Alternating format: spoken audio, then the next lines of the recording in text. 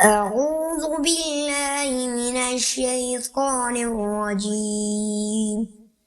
بسم الله الرحمن الرحيم. عما يتساءلون